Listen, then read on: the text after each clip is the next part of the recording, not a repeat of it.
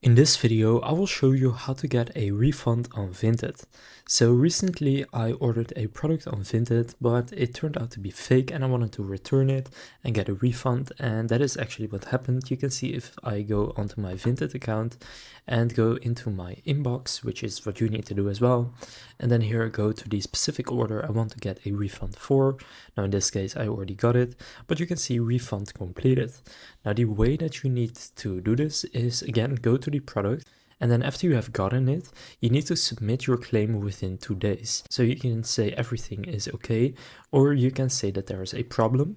Then you can chat to the seller or contact Vinted, and basically you need to say why you want a refund. For example, the product could be fake, and then you can add some images as proof, or the product could be damaged. Anything like that will be a good reason.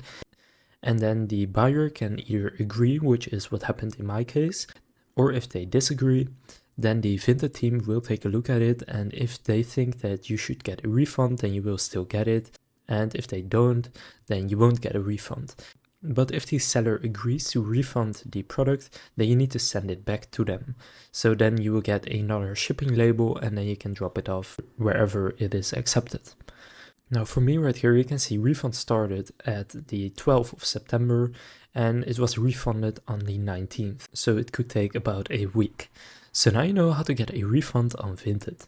If this video was helpful, please consider leaving a like and subscribing to my channel. With that being said, I will see you in the next video.